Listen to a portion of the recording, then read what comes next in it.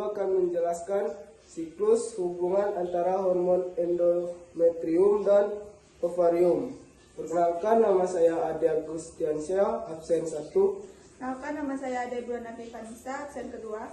Perkenalkan, nama saya Adelia Rizahra, absen ketiga. Perkenalkan, nama saya Iskara Madela Putri, absen keempat. Perkenalkan, nama saya Akbar Ramadan Hamsfila, absen 5. Pengertian: siklus menstruasi adalah rangkaian perubahan fisiologis yang terjadi secara berulang pada sistem reproduksi wanita. Siklus ini dikendalikan oleh interaksi hormonal yang melibatkan ovarium, endometrium, dan kelenjar hipofisis pituitari.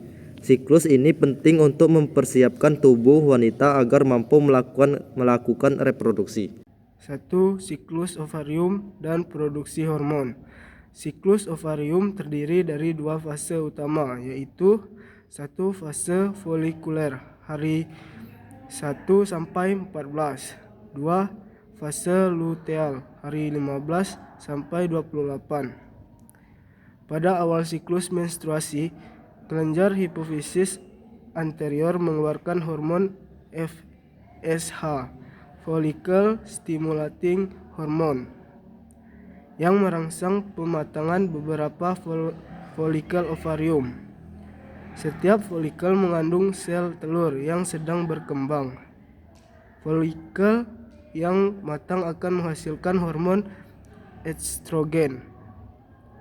Peningkatan kadar estrogen selama fase folikuler berfungsi untuk 1.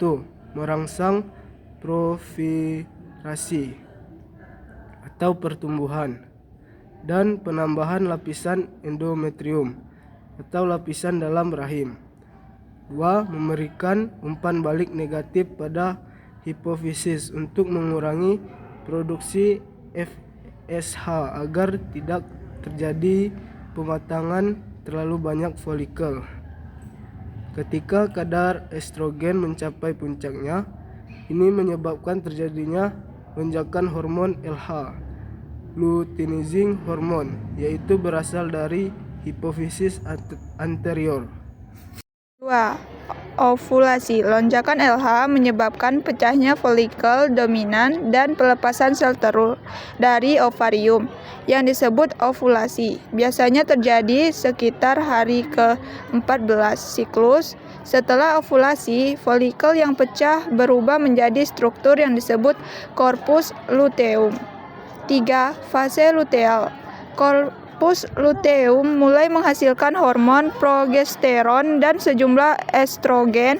Progesteron berperan penting dalam A. Mengubah endometrium yang telah menebal menjadi lebih matang dan siap untuk menerima embrio atau implantasi. B. Menghambat kontraksi rahim agar embrio dapat tertanam dengan baik. C. Memberikan umpan balik negatif pada hipofisis untuk menekan produksi FSH dan LH agar tidak terjadi ovulasi kedua. Jika terjadi pembuahan, korpus luteum akan tetap aktif dan mempertahankan produksi progesteron untuk menjaga kehamilan. 4.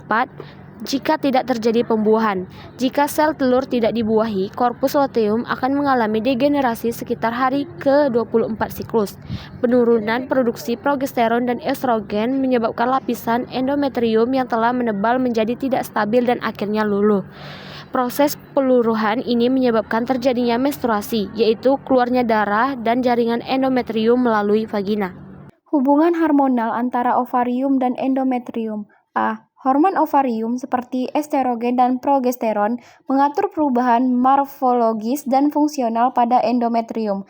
B. Estrogen menstimulasi proliferasi dan penebalan endometrium pada fase folikuler. C. Progesteron mematangkan dan menstabilkan endometrium pada fase luteal agar siap untuk implantasi embrio. D. Hipofisis mengontrol pelepasan hormon ovarium melalui FSH dan LH yang berperan dalam pertumbuhan folikel dan ovulasi. Kesimpulan, siklus menstruasi adalah hasil dari koordinasi kompleks antara hormon hipofisis, ovarius, dan respon endometrium. Interaksi ini memastikan bahwa endometrium selalu siap menerima sel telur yang dibuahi, dan jika tidak terjadi pembuahan, Siklus akan berulang melalui proses menstruasi.